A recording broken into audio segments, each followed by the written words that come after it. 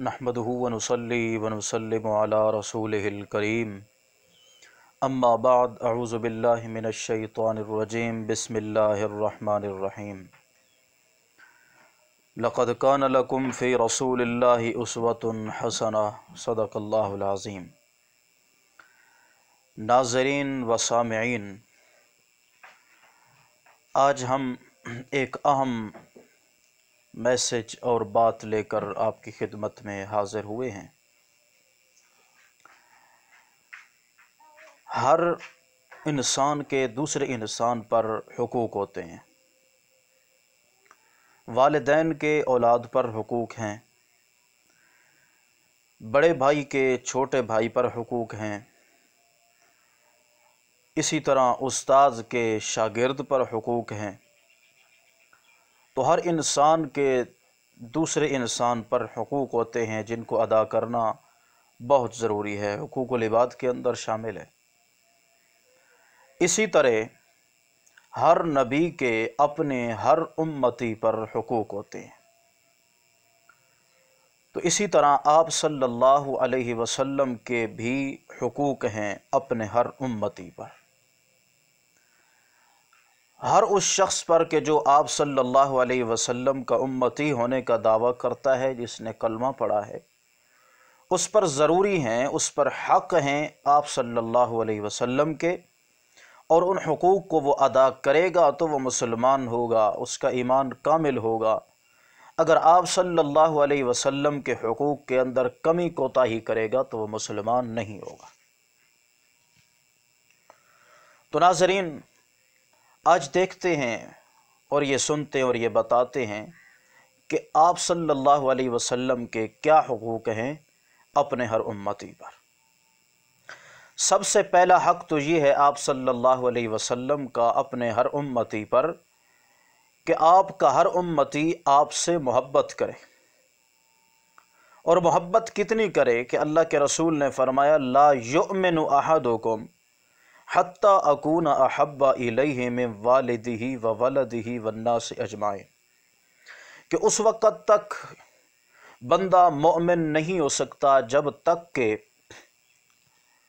अपने वालिदैन से और अपनी औलाद से और तमाम दुनिया के लोगों से बढ़कर मुझसे मोहब्बत ना करे। और कुरान पाक के अंदर भी यही बात वाज़े तौर पर अल्लाह ने बतलाई है कि तमाम रिश्तेदारों से, तमाम मोहब्बतों से बढ़कर अगर मोहब्बत होनी चाहिए तो आका अलैहिस्सलातु वस्सलाम से होनी चाहिए।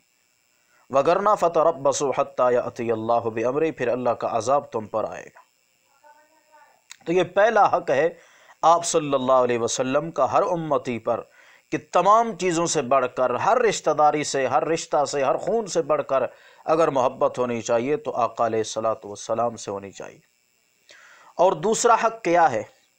दूसरा हक़ ये है हर उम्मती पर कि हर शख्स, हर उम्मती आप सल्लल्लाहु अलैहि वसल्लम की सीरत तय्यबा का मुतालिया करे, आका अलैहिस्सलातु वस्सलाम की ज़िंदगी का मुतालिया करे कि आपने शब व रोज़ किस अंदाज़ के अंदर ज़िंदगी गुजारी, आपके शब व रोज़ का क्या तरीका और अतवार था।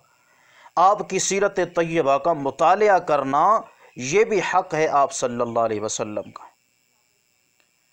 इस तरह दिलचस्पी से हम और किताबों का और चीज़ों का मुताला करते हैं तो आका अलैहिस्सलातु वस्सलाम की सीरत तय्यबा का मुताला करना भी ज़रूरी है, क्योंकि इसी के अंदर ही हमारी निजात है। और तीसरा हक़ ये है कि आका अलैहिस्सलातु वस्सलाम की सीरत तय्यबा का मुताला करने के बाद फिर आका अलैहिस्सलातु वस्सलाम के साथ की ज़ात के साथ जिस तरह मोहब्बत करना ज़रूरी है, इसी तरह आका अलैहिस्सलाम की सीरत तय्यबा, तरीक़े और सुन्नत के साथ भी मोहब्बत करना ज़रूरी है और फिर उसकी इत्तिबा करना भी ज़रूरी है। और तीसरा हक़ ये है कि आका अलैहिस्सलातु वस्सलाम का अदब और एहतराम किया जाए, और उस अंदाज़ के अंदर अदब और एहतराम किया जाए कि जिस अंदाज़ के अंदर अल्लाह ने अपने कुरान कलामुल्लाह के अंदर बयान फरमाया है।